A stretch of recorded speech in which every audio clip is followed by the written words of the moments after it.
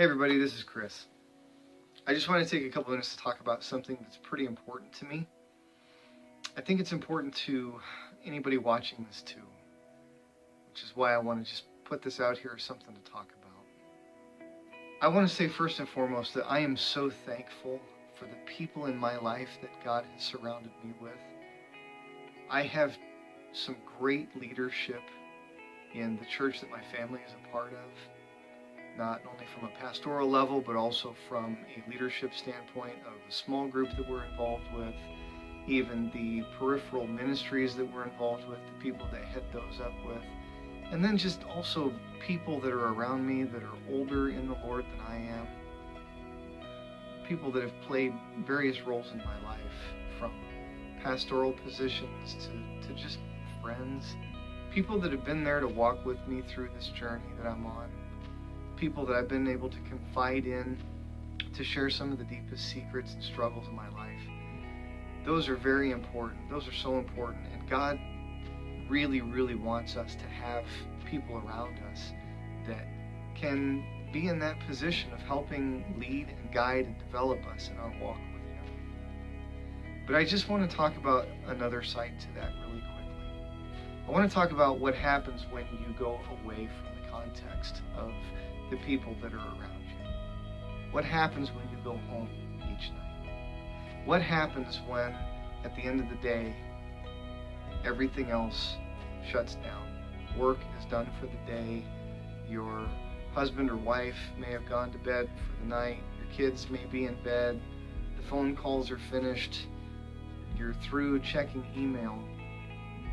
It's just you and God. There is a place that is reserved only for us and God. It is a place within ourselves that no one else can go with us. It is a place where our pastors, our friends, our spouses, our family, they can approach the door with us, but once we get to the threshold, only we can enter in. This is where we are able to commune with God in such a way where we can share in all of the joys that we experience, but we can also get deep into some of the harder parts of life.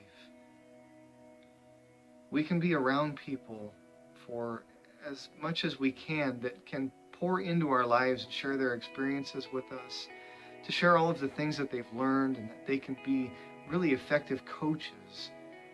But there's a certain point where the things that they have to share with us can only become real and activated in our life when God personally opens the veil and allows His understanding of those things to become real in our hearts.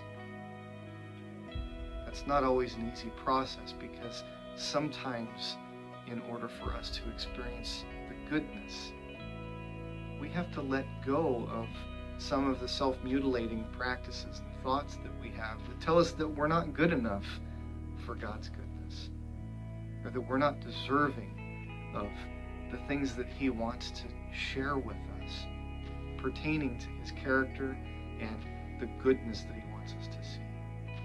On the other side, too, there are things that He has yet for us to experience that might come through the issues of pain.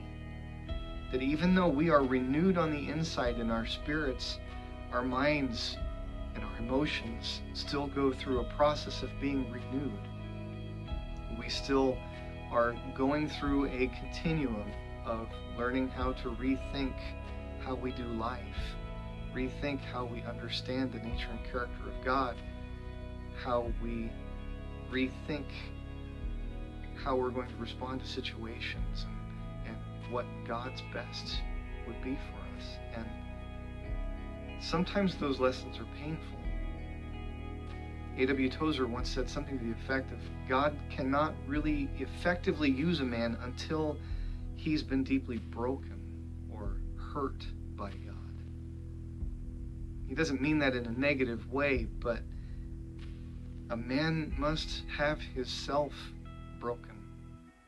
He must come to the place where he is not relying on anything else around him. He is not relying on the pastors, the friends, the family, the things that are visible, but he's actually now in a position where it's only he and God, he and his Creator, the one who knows him better than he knows himself. Sometimes this path is a lonely one because there are definitely times where we can rejoice and we can enter into the goodness with others. We can also learn how to mourn with those who have gone through difficulties because we too have been through that. But on the other side, much of what we have to learn has to be learned in the darkness. It has to be learned in the place where no one else may be able to understand, where the only one that we can really have that conversation with is God. Your spouse may not understand. Your kids may not understand. The people that you're around in your church may not understand. But it's okay. It's through this process that God allows us to be further stripped of anything that we would otherwise trust in ourselves or in other people that only God can fulfill within us.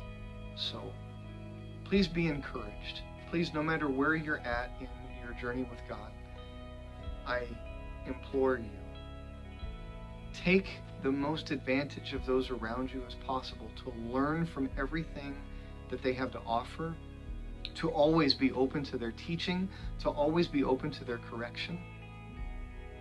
But at the same time, keep yourselves in that secret place where only you and God can go together to wrestle with the things that you see around you and the things that others are trying to pour into you, so that you and God can work through that together on a deeper level that only you and He can. In the Psalms it says that he that dwells in the secret place of the Most High shall abide under the shadow of the Almighty. Find that secret place and you will abide under the shadow of God, that protection that He has over your life.